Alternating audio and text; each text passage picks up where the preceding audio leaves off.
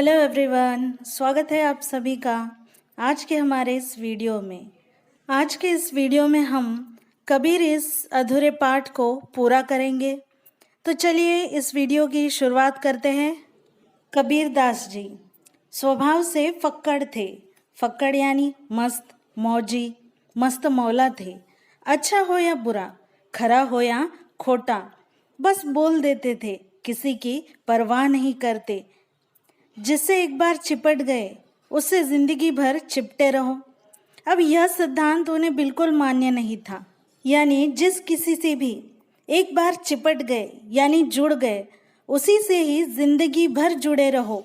यह दुनियादारी का सिद्धांत जो कि नियम है, उन्हें बिल्कुल मान्य नहीं था। अब वे सत्य के जिज्ञासु थे, यानी सत्य को जानने की इच्छा रखने वाले थे, और कोई मोह माया उन्हें अपने मार्ग से विचलित नहीं कर सकती थी। अब देखें तो उनका मार्ग भी बड़ा निराला था, दुनिया से परे था। भक्ति का मार्ग, मुक्ति का मार्ग। अब वैरागी जो ठहरे, इसीलिए अपना ही घर जलाकर हाथ में मुराड़ा लेकर निकल पड़े थे और उसी को साथी बनाने को तैयार थे, जो अपने हाथों अपना भी घर जलवा सके।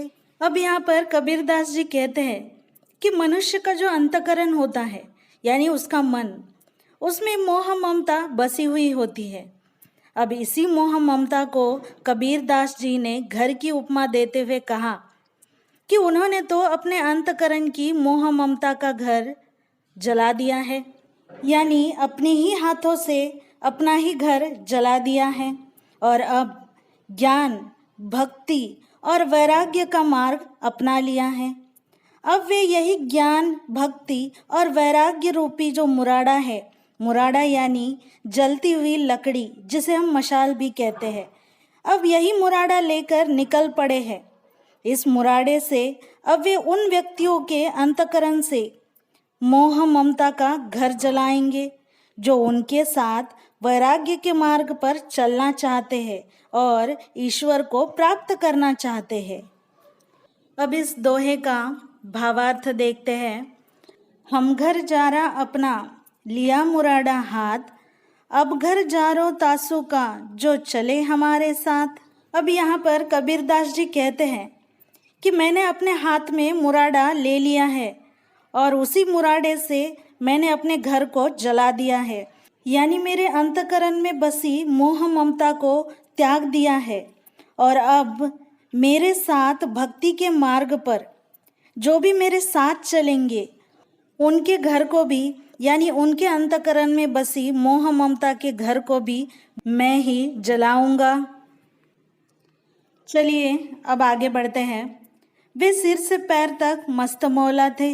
मस्त, जो पुराने कृत्यों का हिसाब नहीं रखता, वर्तमान कर्मों को सर्वस्व नहीं समझता और भविष्य में सब कुछ झाड़ फटकार कर निकल जाता है। अब लेखक यहाँ पर कहते हैं कि कबीरदास जी बड़े मनमौजी थे।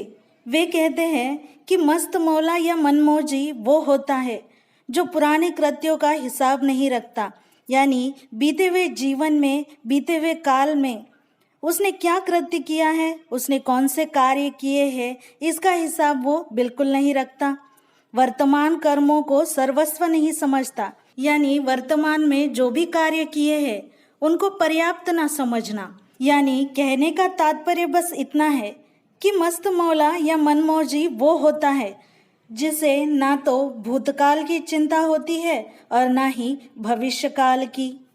आगे भी ये भी कहते हैं कि जो दुनियादार किए कराए का लेखा जोखा दुरुस्त रखता है, वह मस्त नहीं हो सकता।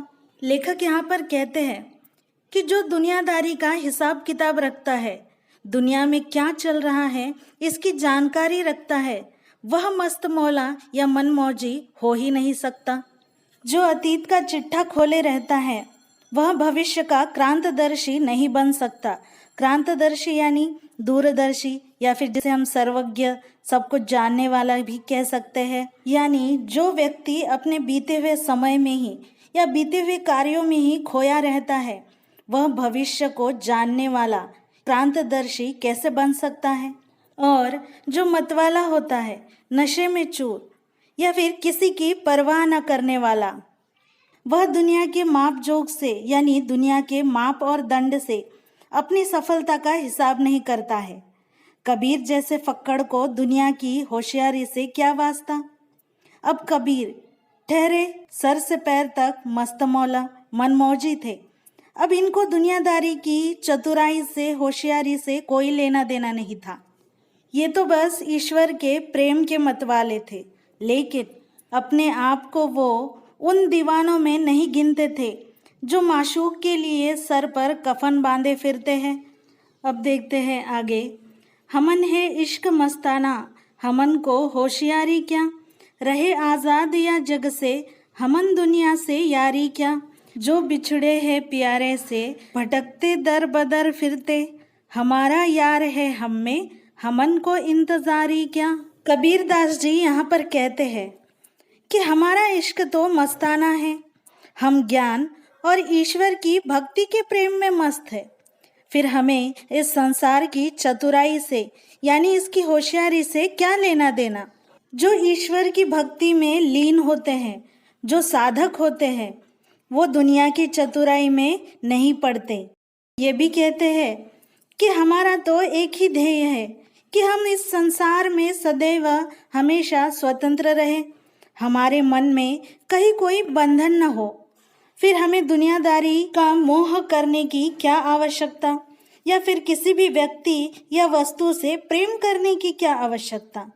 अब जिनको यह भ्रम है कि हम अपने परमात्मा से यानी अपने ईश्वर से बिछड़ गए हैं, वे हमेशा बस दर बदर भटकते फिरते हैं और काशी काबा के चक्कर काटते फिरते हैं। किंतु यहाँ पर स्थिति जो है वो बिल्कुल भिन्न है। आगे कबीरदास जी कहते हैं, हमें इस बात का पूरा यकीन है कि हमारा यार, हमारा प्रिय यानी हमारा परमेश्वर हम में ही है। आत्मा ही परमात्मा है। मैं और परमात्मा दो नहीं हैं, बस एक ही है। फिर हम किसी अन्य ईश्वर को पाने की प्रतीक्षा ही क्यों करें। और इसीलिए लेखक कहते हैं कि यह फक्कड़ राम यानी कबीरदास जी किसी के धोखे में आने वाले न थे। अब जो खुद ही सर्वज्ञ हो उसे भला कोई कैसे धोखा दे सकता है। अब कहीं दिल जम गया तो ठीक है, और न जमा तो राम राम करके आगे चल दिए। यानी कोई जगह पसंद आती तो रुक जाते, और न आती तो राम राम करके आगे चले जाते। योग प्रक्रिया को उन्होंने डटकर अनुभव किया, पर उन्हें जची नहीं। योग प्रक्रिया एक आध्यात्मिक प्रक्रिया है। इस प्रक्रिया में शरीर, मन और आत्मा को नियंत्रित करना होता है। अब कबीरदास जी ठहरे वैरागी, मनमौजी, मस्त मौला, इन्हें यह योग प्रक्रिया कहाँ जचने वाली थी। कबीरदास जी मस्त मौला थे, मनमौजी थे। अब लोग उनकी असफलता पर क्या क्या टिप्पणी करेंगे, क्या क्या टिकाएं करेंगे, इसकी उन्हें बिल्कुल परवाह नहीं थी। उन्होंने बिना किसी झिझक के, बिना किसी संकोच के या बिना किसी लगाव के ऐलान कर दिया। अब देखिए उन्होंने क्या ऐलान किया है। आसमान का आसरा छोड़ प्यारे, उलटी देख घट अपन जी, तुम आप में आप तहकीक करो, तुम छोड़ो मन की कल्पना जी। इन पंक्तियों में कबीरदास जी मनुष्य से कहते हैं कि हे मनुष्य, तू आसमान का आसरा लेना छोड़ दे, यानी आसमान के सहारे जीना छोड़ दे। इसके उलट तू अपने हृदय में झांक कर देख। जिस दिन तुम अपने आप को जान जाओगे या फिर अपनी जांच पड़ताल करोगे तो सब कुछ पालोगे, क्योंकि बाह्य ज्ञान यानी बाहरी ज्ञान से कई गुना महत्वपूर्ण हमारा आत्मज्ञान होता है, आंतरिक ज्ञान होता है। इसीलिए तू अब कल्पना में जीना छोड़ दे। अब आगे देखते हैं। आसमान अर्थात यानी आसमान का मतलब है गगन और चंद्रमा की श्रेष्ठ ज्योति, ज्योति यानी प्रकाश। अब जो वस्तु केवल शारीरिक व्यायाम और मानसिक शम दमादि का साध्य है वह चरम सत्य नहीं हो सकती। शम और दमादि का अर्थ होता है शांति और क्षमा। अब जो वस्तु केवल एक साध्य है, एक साधन है शारीरिक और मानसिक शांति का, वह चरम सत्य यानी अंतिम सत्य नहीं हो सकता, केवल शारीरिक और मानसिक कवायद करने से या कसरत करने से दिखने वाली ज्योति, यहाँ पर ज्योति का अर्थ हमारे स्वास्थ्य से है, हमारे शरीर से है। ऐसा शरीर जड़ चित्त की कल्पना मात्र होता है। जड़ चित्त यानी हमारा मन, अंतकरण, ये बस अंतकरण की एक कल्पना होती है और ये सारी प्रक्रियाएं बस बाहरी है, बाहरी बदलाव का कारण है।